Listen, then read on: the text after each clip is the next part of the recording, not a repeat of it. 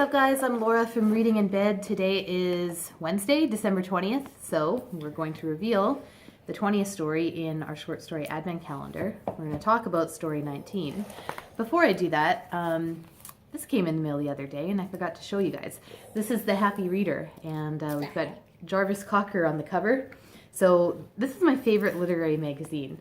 Despite the fact that it is, unabashedly just advertising. This is put out by Penguin Classics, so it's really just a large advertisement for Penguin Classics.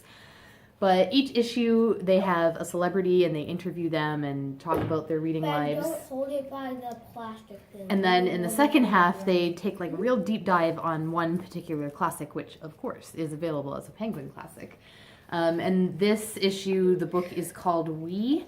It's by a Russian author whose name I will probably butcher, so I'll put it in the notes down below. I haven't read it, but it doesn't matter. Like I haven't read any of the books so far that have been featured, but I still read all the essays, and it's so cool. And the reason I'm mentioning it, other than just to let you know this exists, so at the back of each issue, it tells you what the book is going to be next time.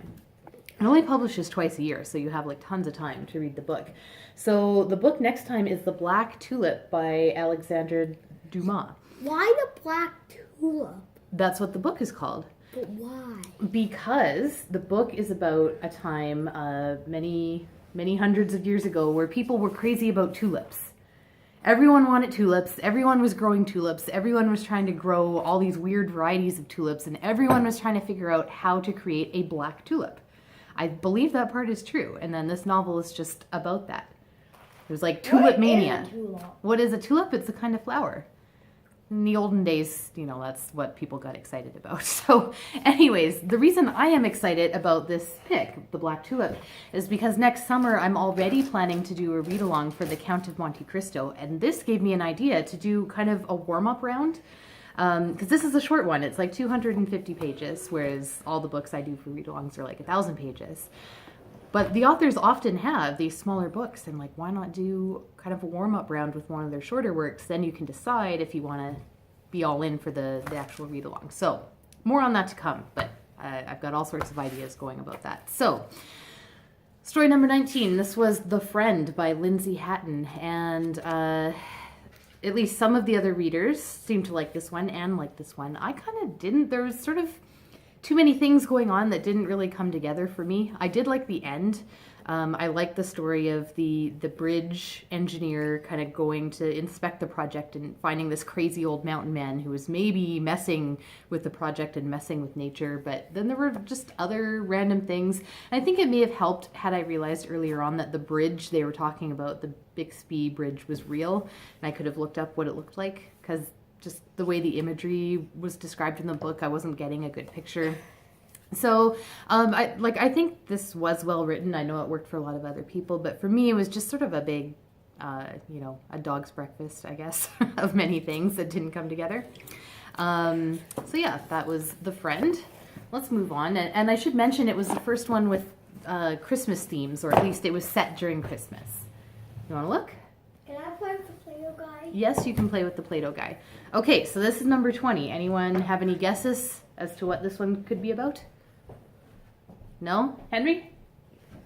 Actually, no. Fire. Fire. Let's see if Why would fire be yellow and black? Oh, it could be. Okay. Maybe fire and cold. Okay, this is The Game of Smash and Recovery by Kelly Link. So Kelly Link is a very well-known contemporary short story writer. She's American. She's the author of Stranger Things Happen, Magic for Beginners, Pretty Monsters, and Get in Trouble, and a finalist for the 2016 Pulitzer Prize for Fiction. So yeah. What Stranger Things Happen? That is the name of one of her books, the person who wrote this story.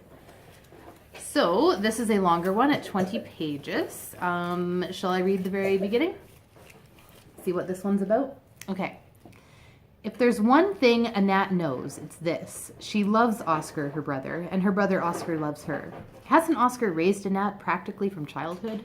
Picked Annette up when she's fallen, prepared her meals and lovingly tended to her scrapes, and taught her how to navigate their little world? Given her skimmer ships, each faster and more responsive than the one before, the most lovely incendiary devices. A refurbished mob of handmaids with their sharp fingers, probing snouts, their furred bellies, their sleek and whip-like limbs. Okay. Well, this one should be interesting. Hey, Ben? Any outro for us today? Did you want to show us Okay, yeah. The kids want to show... This came in the mail from my aunt and uncle, so it's completely flat, so you can mail it, but then it turns into a 3D snow globe. This is very cool. It's got cats in there, too. Can I show them the Play-Doh guy? You can show the Play-Doh guy. So when you have a late December birthday, toys just like continuously enter your house from like December 1st until Christmas. It's crazy. So yes, come here, Henry. So this is a toy that came into the house yesterday. It's, what do you call this?